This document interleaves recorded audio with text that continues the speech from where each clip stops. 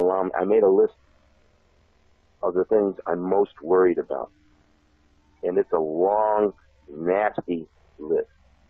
And it's not based on fantasy or fiction.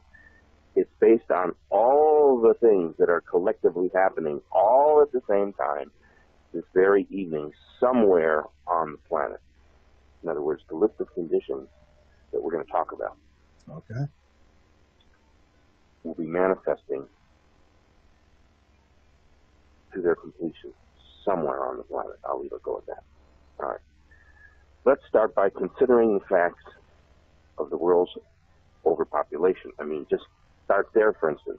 Not that we can do anything about it, but just how about that one? Is that not big enough? Now we've got all this global warming debate, and as you know, I do not ascribe to either global warming or global cooling. I'm in the camp that suggests, and it's pretty much supported by fact, especially science fact, that they can't prove global warming is man-made. All they know is that there appears to be a sudden increase in CO2 emissions, which come from a number of things, including cows and gasoline engines and this and that. But nobody ever talks about the fact that when one single global big old jumbo volcano lets go, like Vesuvius, or the 120 other, did you know we have at least 120 major volcanoes at this time, all erupting across the planet? No one's talking about it. And those are just... Can you name the top 5? I don't think so. And we don't talk about that. Michael, don't you dare talk about it now.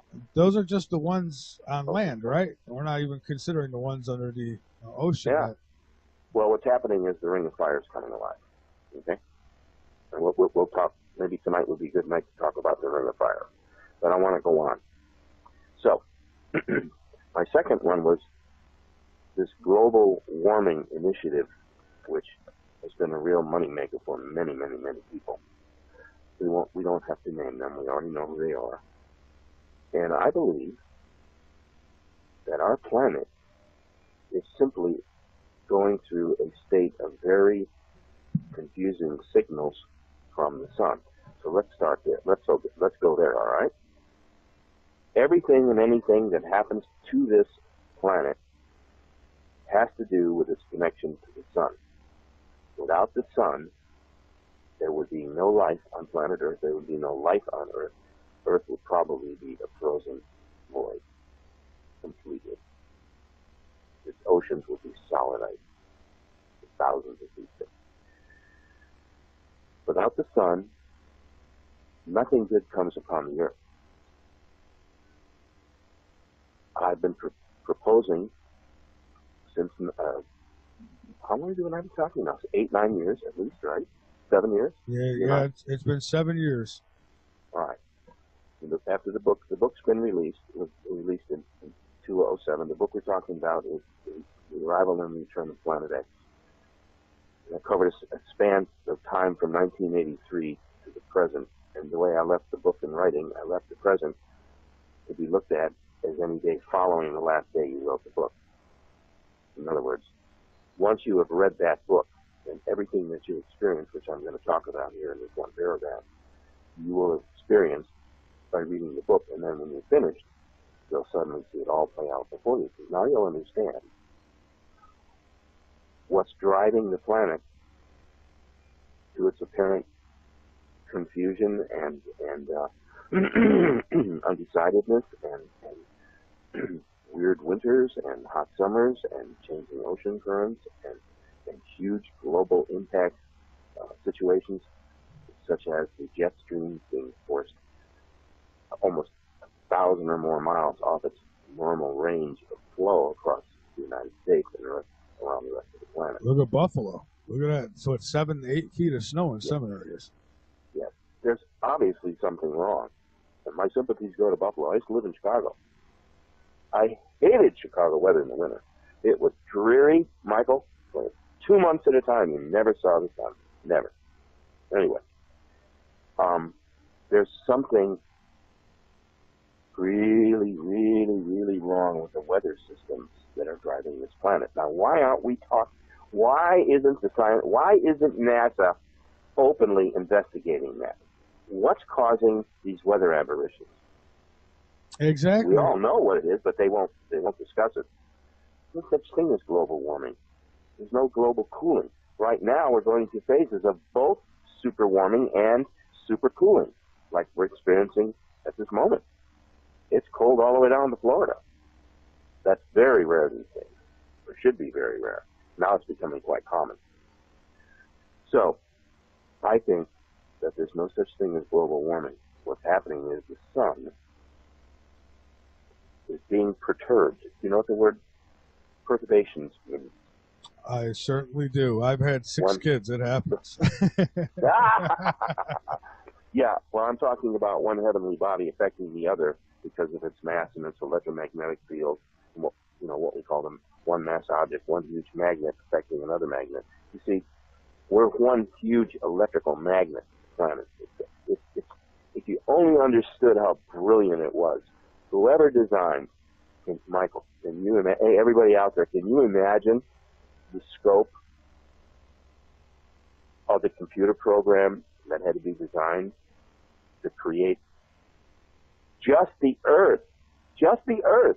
Forget all the other planets in our solar system. Just the Earth. Yeah. It came through billions of years of environmental change, and of course, the planet grew and matured. Our planet is probably somewhere between 9.5 and 12 billion years old as part of our solar system. You have to understand how complicated the solar system is. All right. Oh, Michael, here we go. We're jumping off the bridge again. All right. I get so many letters, and I get so many very, very nice commentaries. People send me stuff all the time and destroying it. What these guys and women should do out there, if they have any questions, is get us an intelligent email, and if it's a question we can answer, we'll answer it. Michael and I are very open to your thoughts and ideas. I don't want to stray too far, but we do have 2.5 hours. We haven't talked in a heck of a long time. That's right. And you had a heart attack. I hate to go back to that, but I'm shocked. No one told me. Yeah, it was September 7th. It was about 8:30, 9 o'clock at night, and were you on the air? No, it was a Sunday, so yeah, it was no fun. I'll just say that, but I have recovered pretty good. I had the main artery to my heart was 100% clogged. Oh, yeah. Not a good thing. So they put a stent in. Well, I'm lucky they were able to stent it, because if not, they would have wanted to do some open heart surgery, and Mike don't like that. I understand.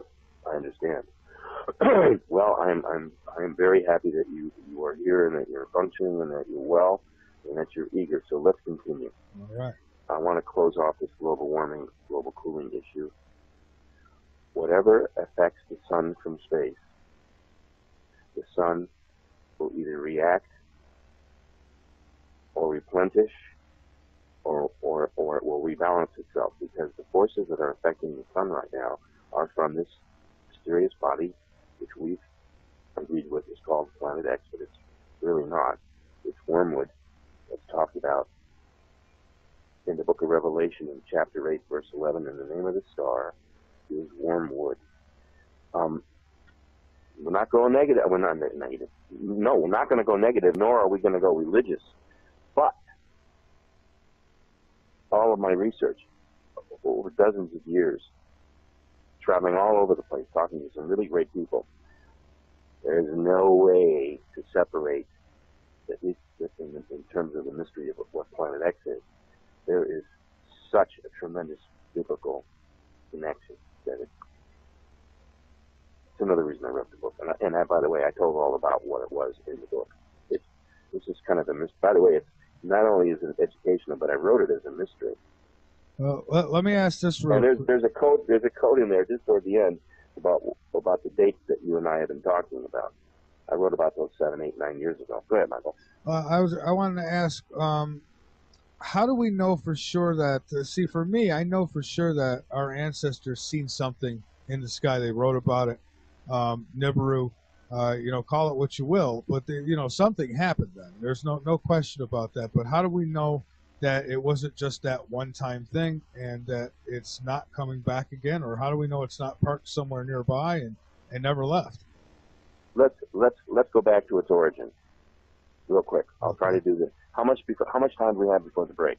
Well, actually, my clock was wrong. I mean, we actually have 15 minutes now until. Oh, well, let me do a quick review of how this whole thing came into either myth or reality. Let me remember how I do my explanation of the collisions. Many of you have heard this before, but everybody loves hearing it, so I'm going to reiterate it again. This is how I believe, in my research,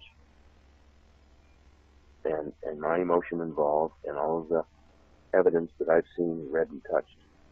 This is how I believe Planet X was born. Let's jump back in time to 12 billion years ago, when it's believed, approximately, we weren't back there then, but it was believed that our solar system was put together. See, everybody thinks that first there was the sun, and then there was this, and 10 years later the moon came, and no.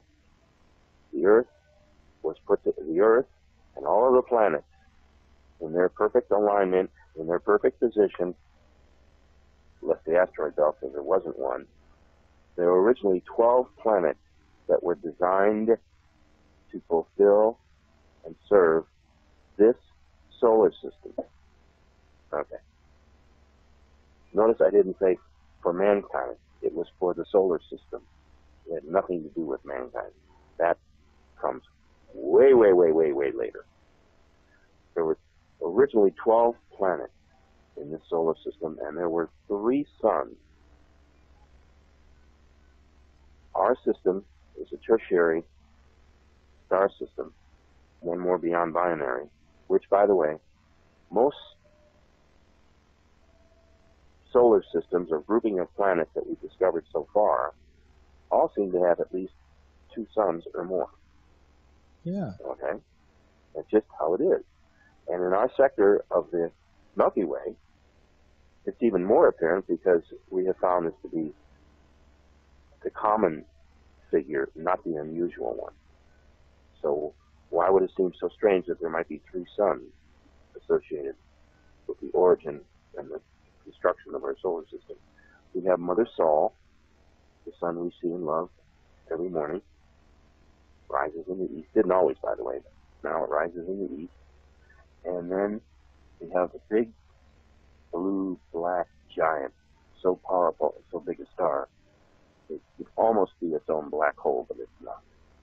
It's anchored 1 billion or more miles from us, out in the direction of Orion, and it's so hard to detect because it's almost blue. It's blue-black, so hot. It is the anchor star for our star, Sol. Something has to control our sun. Look at how big it is. You think it just controls itself? No. It has a governor, and the governor, you know what a governor does in an engine, Michael? Oh, yeah. Yeah. Okay. Well, I believe that this big blue-black giant acts like a governor on our sun. And that's what I think creates the sunspot cycles and other phenomena. But let's go back to the origin of the solar system. There were 3 suns. You have the giant blue-black, which I just described. You have the little baby ahead of myself. You have Sol, and then who's the mother sun, and then you have the mother sun's baby. Now, this baby sun was belched out, yelling and screaming. You understand? This one was pumped out of the heart of the sun, and eventually it became the size of the present-day planet Saturn. In other words, this baby sun was possibly the size of the present-day planet Saturn, but 60 times its mass. 60 times. Okay. It's a lot of mass. A lot of mass. And it was at this point, let's jump back about 5.5 to 6 billion years ago. We have to go in between the halves because the research enables us to look at it in clear vision, but it doesn't always give a precise timeline. You have to work towards your timeline.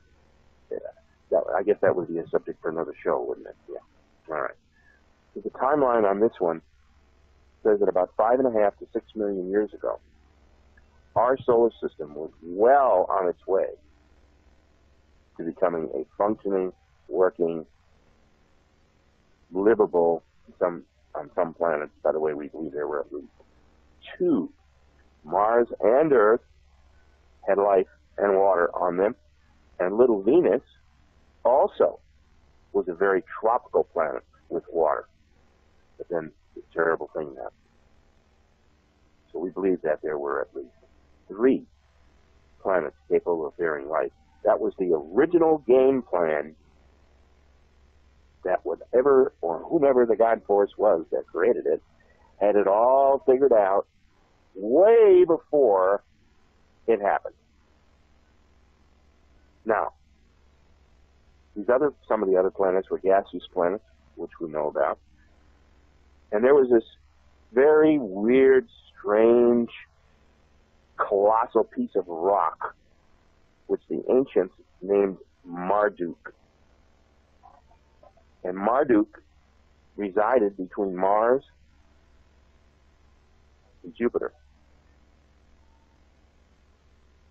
And it just was there. And that, by the way, is the exact location of the present-day asteroid belt. So why is that important? Well, in the beginning, there was no asteroid belt. There was a planet called Marduk, which was positioned, we believe, presently where the asteroid belt is. And we don't need to go into the asteroid belt. I think everybody knows what that is. A bunch of rocks. Yeah. Billions and billions, as the great professor. Billions and billions of them. There were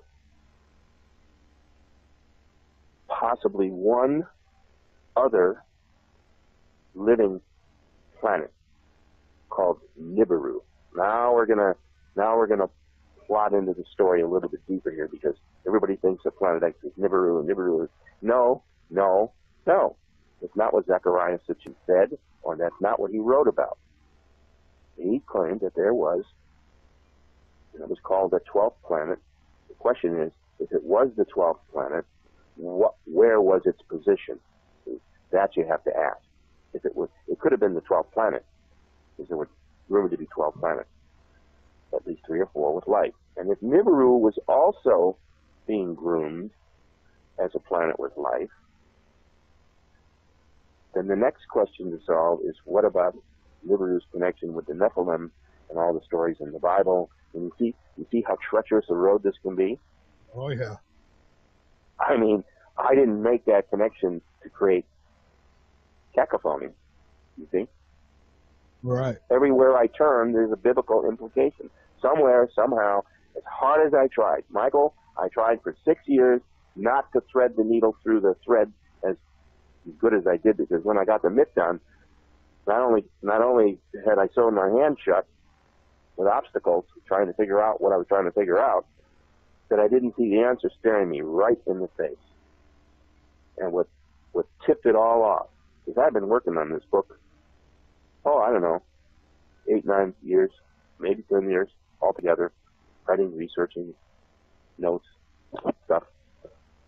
And suddenly, I'm leaping through the book of Revelation because somebody told me to go to chapter 8. What happened was one of my friends called me and said, "You know what? After reading your book, I didn't realize." He said, I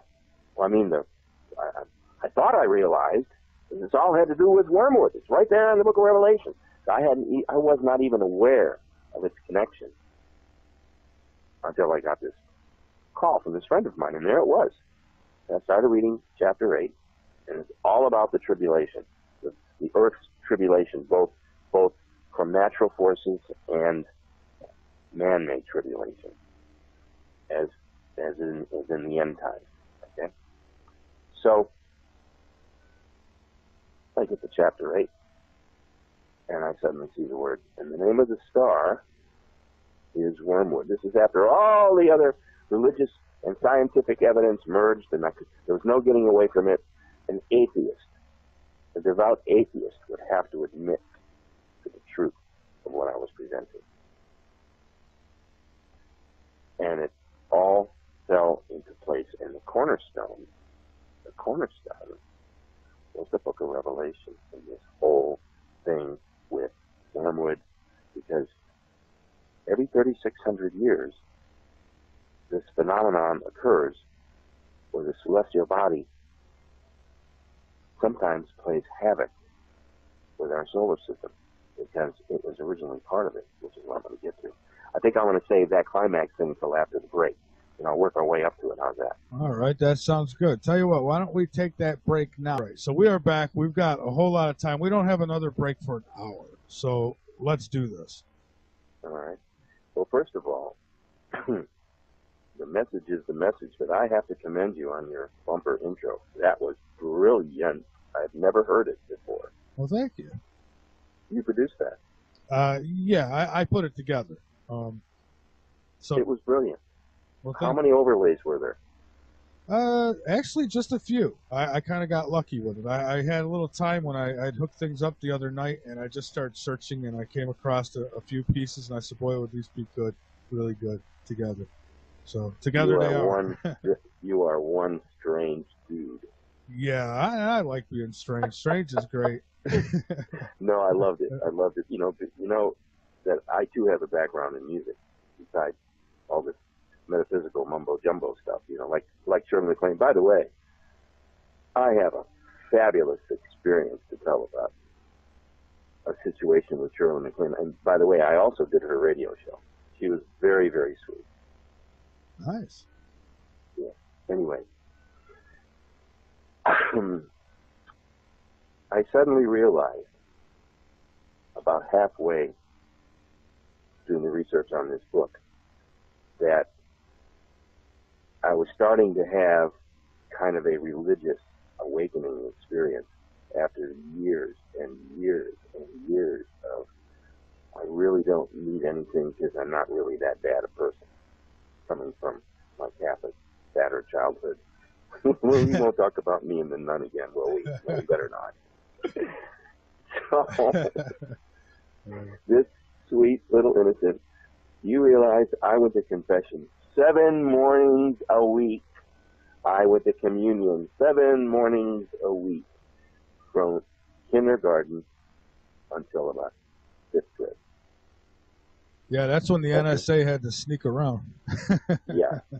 But I mean, I was at the confessional more than I was, doing my lollipop, All right. So, I had always had this kind of pseudo reservation. I mean, when you have it crammed down your throat. Yeah, I guess I need to talk about, see, this is what I was afraid of. The moment you and I get off target for the best of reasons and the best of intentions, I need to tell you the story. I had a totally physical, totally conscious experience with the Virgin Mary in a stone grotto as a child of 11 after the big fight with the nun where I knocked her out. I thought I killed her. When I left the classroom, there she was, Sister Mary Rosetta, lumped in this horrible position, her legs juxtaposed, her head. She had a gash in the back of her head where she hit the back of the chalkboard, and the piece of chalk cut her. But my fist landed square nose, and I broke her nose and her glasses. And so she passed out. She fell back against, it was awful. She fell back against the blackboard, and I could hear her nail down there. And she looks up to the class and she says, "Save me!" That was the last thing she said before she passed out. Looked at the class, all the kids screaming, "You killed sister! You killed sister!" So I had to get out of there. Anyway. Then the fight at the foot of this outside, 11 bullies quickly ran out of the building, pushing this little kid that was no more than about 6 years old out ahead of them, like he was their commanding general. And they confront me outside the church. No, outside the school. We had cement stairs, like 2 levels. And they come bursting out the door. I could hear them screaming, yelling, coming down the hallway. Get him! Get him! He killed sister! Get him! And these are the guys. These are the same guys that have been tormenting me for a year because she picked on me. She called me Dumbo, and she pulled me by my ear, and she constantly hit me with the back side of the pointer, and I was too stubborn and too dumb. I would hardly wince until the kids would say, no, no, no, no. Yeah, joking. Anyway.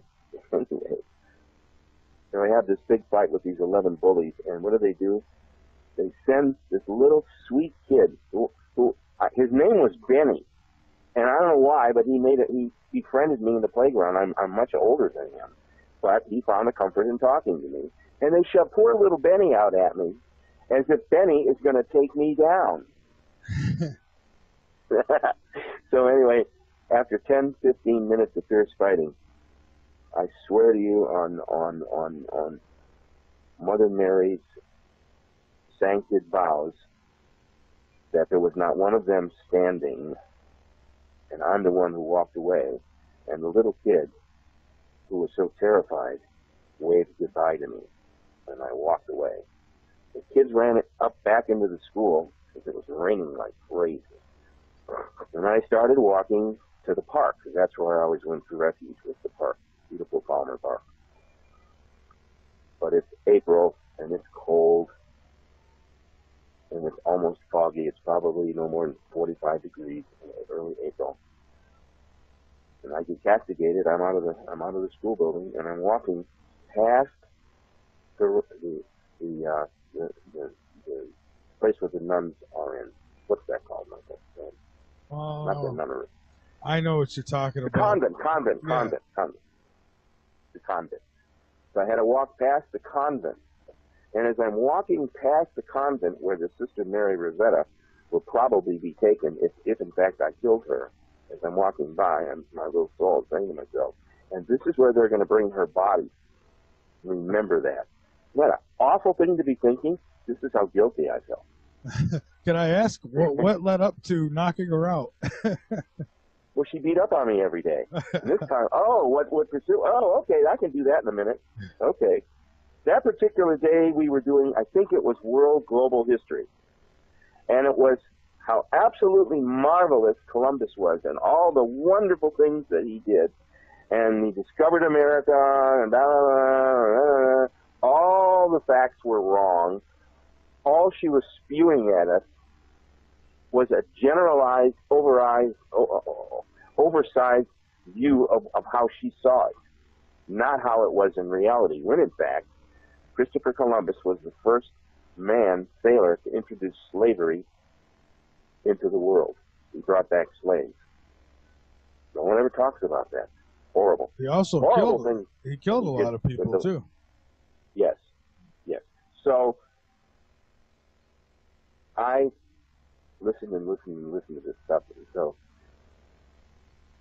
that day came. Columbus, when the Columbus Day came, she started in again. Because I had heard all this in the 5th grade. See, I got stuck with her in the 5th and the 6th grade. Can you imagine my despair? Michael, my utter crushing despair when I walked into the 6th grade class, determined to make a new start.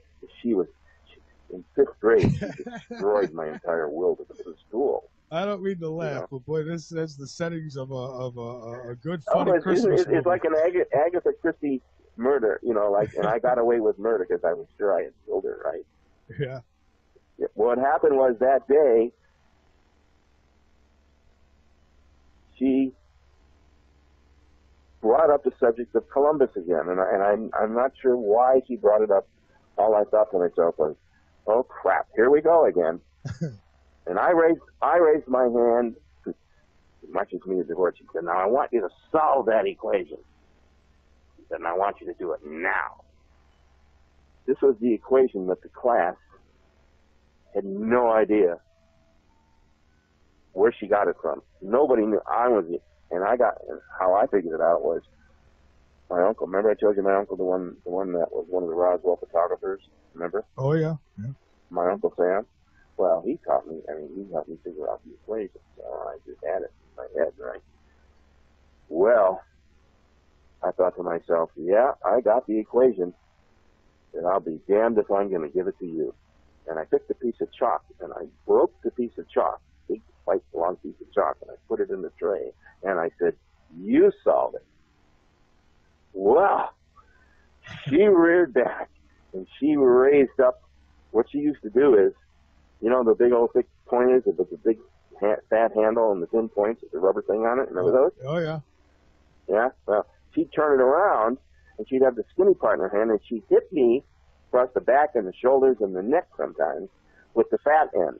And all the kids thought that was the, yay! Ooh, it was great. It was like, you know, kick the slaves, you know? Yeah. Well, and anyway, I thought to myself, no, not today. You know, I said, my little self, I'm 11 years old.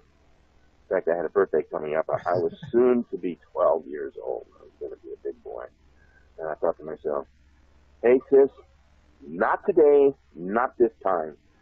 So I see the big fat butt of the pointer coming right down, aimed right at my neck and my back.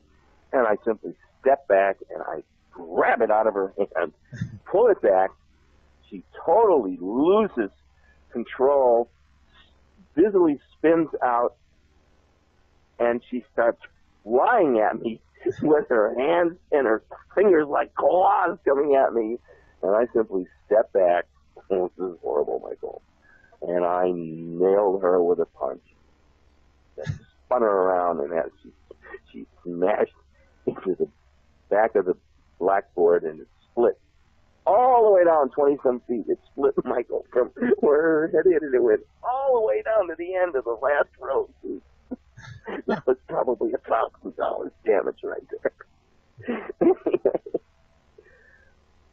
I have all this guilt going on, and I'm walking past the nunnery, and, you know, the convent, and then my little boy says, you know, this is where they're going to bring this body you just killed.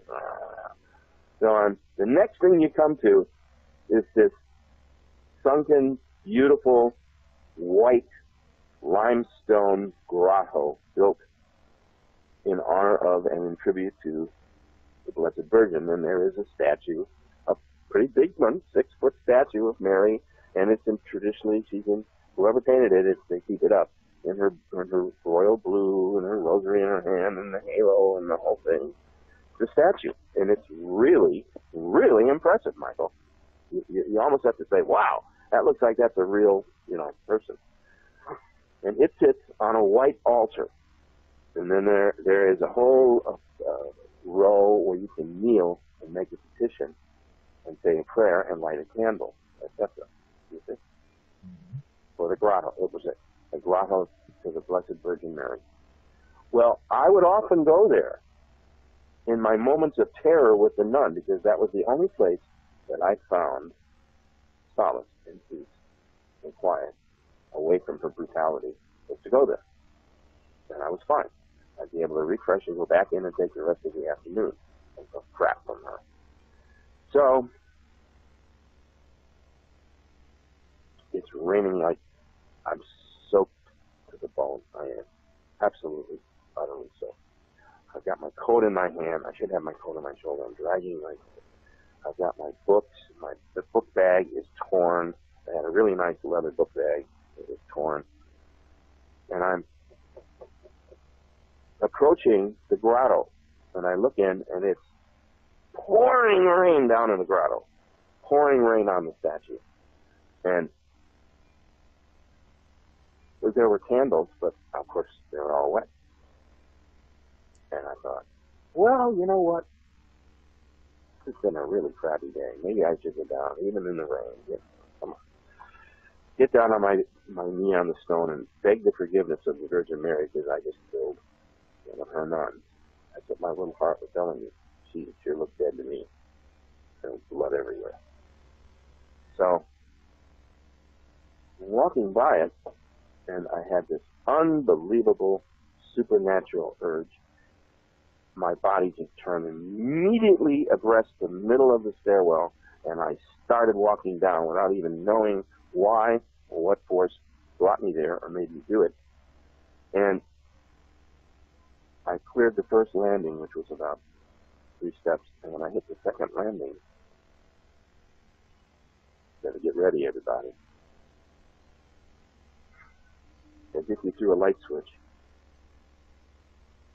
It was a beautiful, clear, warm April morning, and the birds were singing, and the sun was shining, and the candles were lit.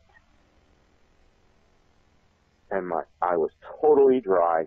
I looked at my bag. My bag was not ripped. I was completely dry. And my little voice said, "Go say a prayer of thanks." So I put the bag down, and next to me, and I knelt down on this little altar that's there, and I'm looking up at the statue. I look up at that statue 100 times. And all of a sudden, her eyes opened. And then, I can't explain how, but the statue transformed into a being. And I had this conversation. And I was completely exonerated by her of any evil intent. I was even relieved of the charge of disorderly conduct, because I was in fact protecting my life and my limb from superior force. And she said, "Go thy way and sin no more. May the Lord's peace be with you." And then it was over. Curiously enough, I never saw the eyes close. That was interesting. The statue was just like it was.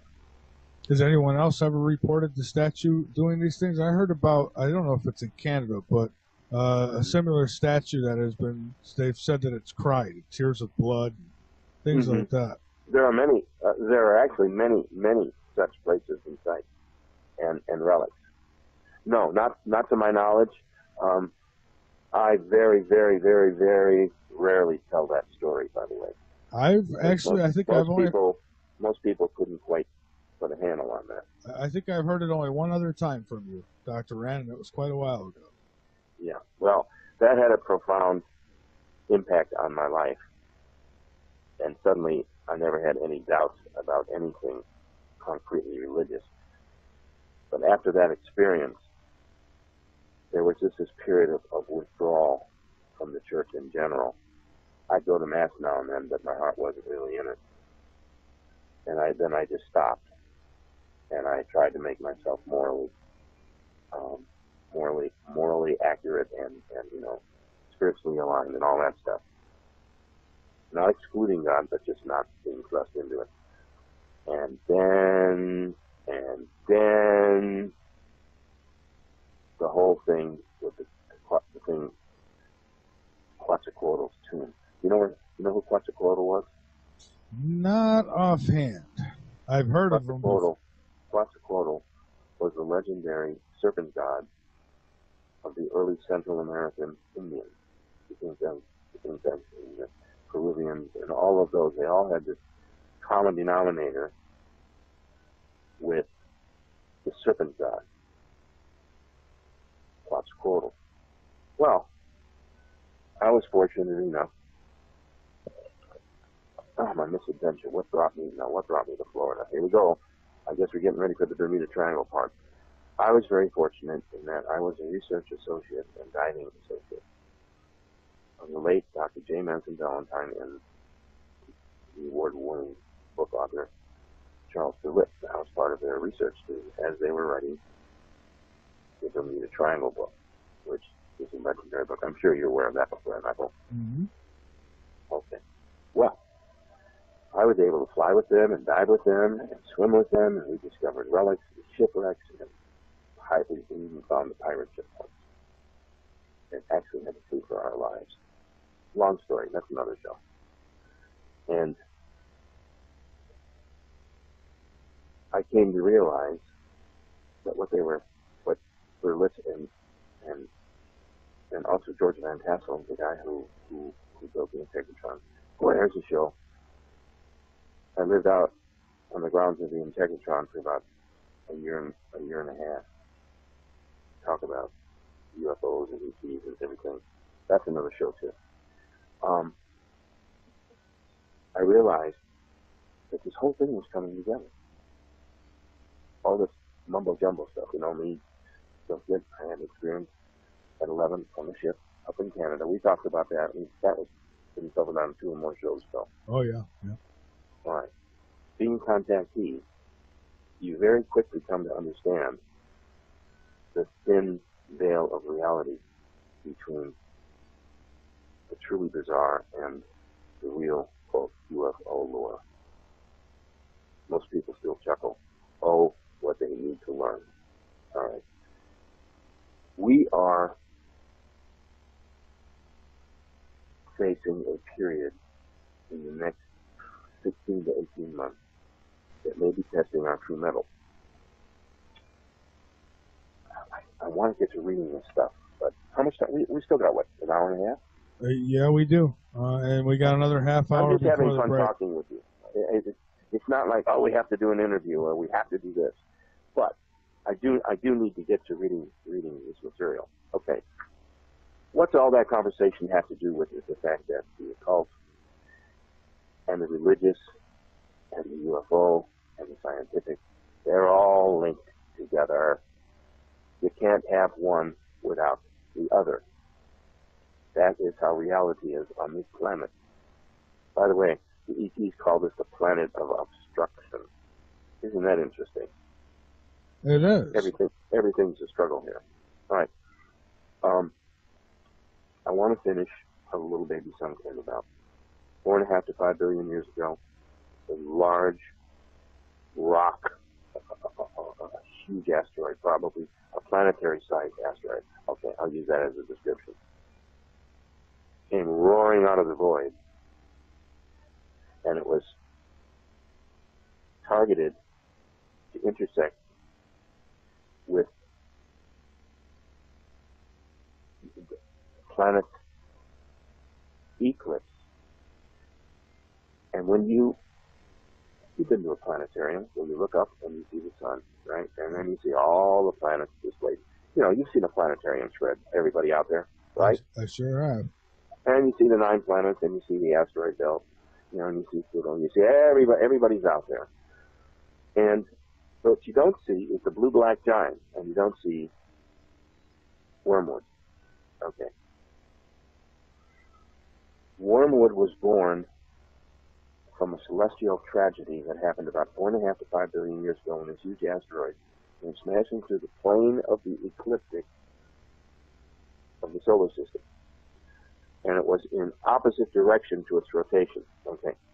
Our sun, all the planets, everything in our solar system rotates counterclockwise. Rule science. Everything. And interestingly enough, the galaxies all swing counterclockwise, as do all the solar systems and all the star groups and all the galaxies. They all swing counterclockwise. Just reality, folks. No one knows why, for sure. But that's it. Well, this object came smashing in at the opposing. It's like 2 freight trains. This planetary-sized rock, probably the size of Earth, but maybe larger, came smashing through the plane of the ecliptic, just like you see it up on a planetarium. And it hit several of the outer planets, destroying them.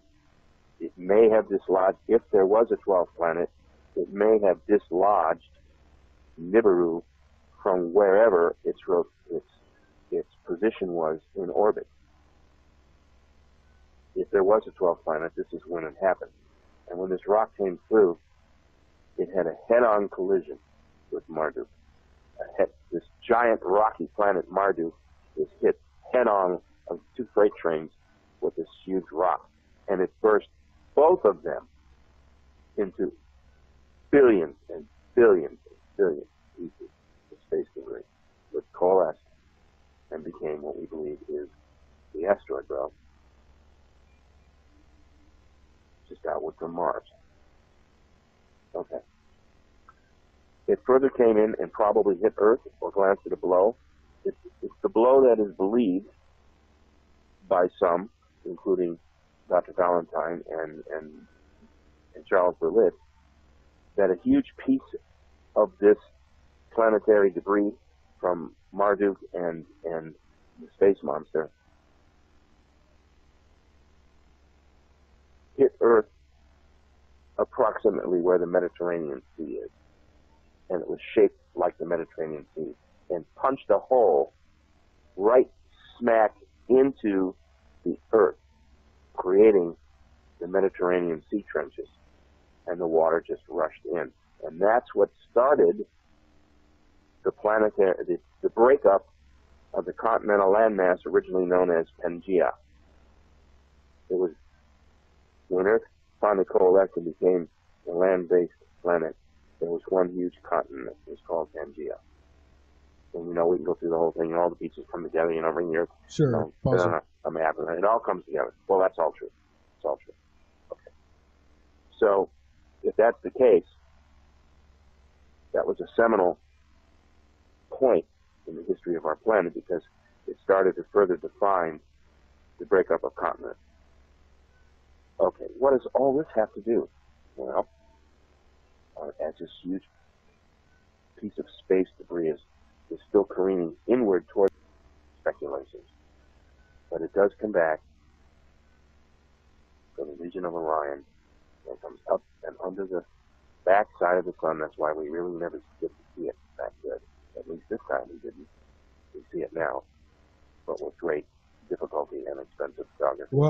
Well, here's what. Let me tell you what a few people kind of argue about that with me, and they say that, well, when people tell you it's in the backside of the sun or behind the sun, it's told to me, well, we go around the sun. So at what point, at some point, we should be on the same side, and that's what I get told by some out there. What do you say to something like that? Well, it's coming up. It's been coming up, and I believe now it's about ready to arc out again.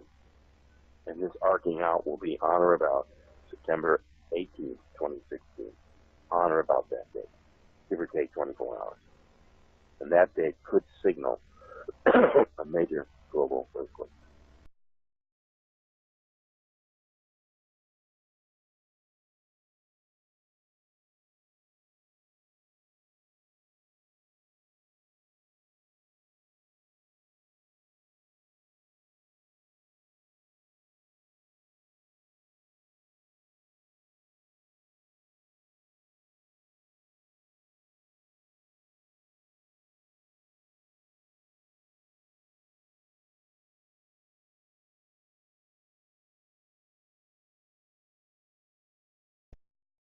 I made a list of the things I'm most worried about.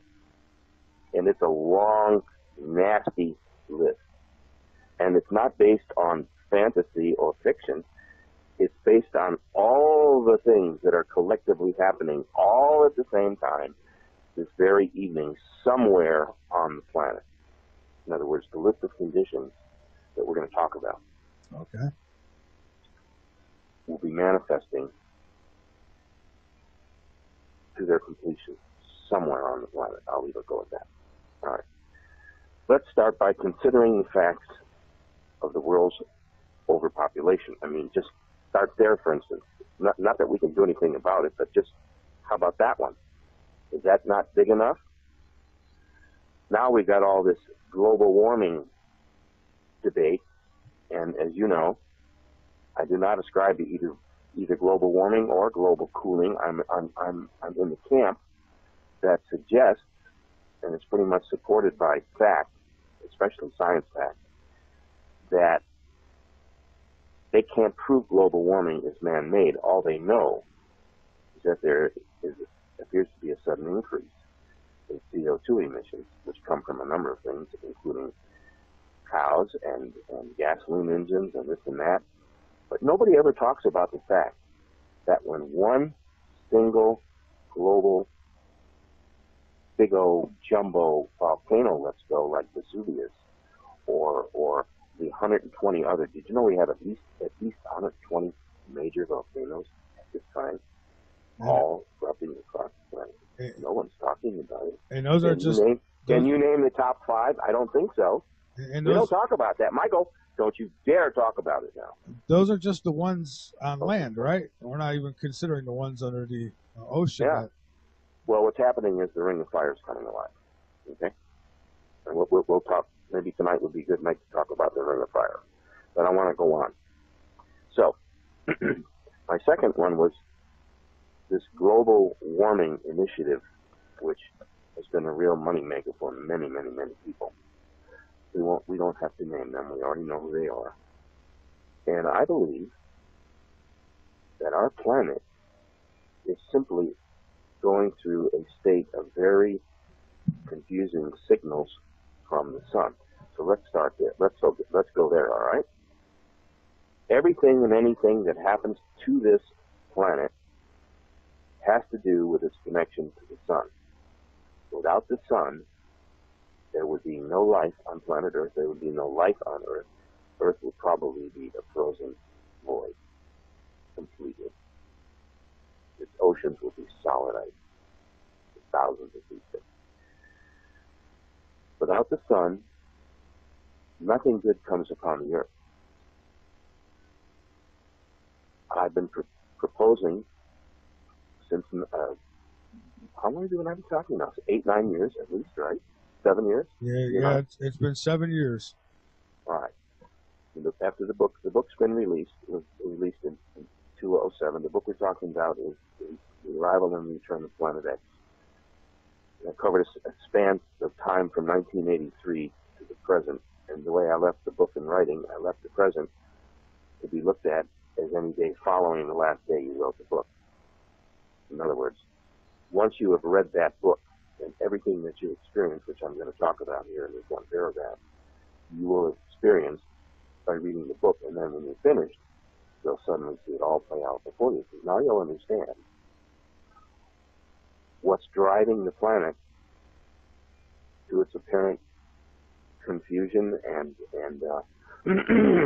undecidedness and weird winters and hot summers and changing ocean currents and huge global impact situations such as the jet stream being forced almost 1,000 or more miles off its normal range of flow across the United States and around the rest of the planet. Look at Buffalo. Look at that. So it's 7 to 8 feet of snow in some areas. Yes. There's obviously something wrong. And my sympathies go to Buffalo. I used to live in Chicago. I hated Chicago weather in the winter. It was dreary, Michael. For 2 months at a time, you never saw the sun. Never. Anyway, there's something really, really, really wrong with the weather systems that are driving this planet. Now, why aren't we talking? Why isn't NASA openly investigating that? What's causing these weather aberrations? Exactly. We all know what it is, but they won't discuss it. There's no such thing as global warming. There's no global cooling. Right now, we're going through phases of both super warming and super cooling, like we're experiencing at this moment. It's cold all the way down to Florida. That's very rare these days, or should be very rare. Now it's becoming quite common. So, I think that there's no such thing as global warming. What's happening is the sun is being perturbed. You know what the word perturbations means? I certainly do. I've had 6 kids. It happens. Yeah, well, I'm talking about one heavenly body affecting the other because of its mass and its electromagnetic field. You know, what we call them, one mass object, one huge magnet affecting another magnet. You see, we're one huge electrical magnet planet. If you only understood how brilliant it was, whoever designed, Michael, can you imagine, hey, everybody out there, can you imagine the scope of the computer program that had to be designed to create just the Earth?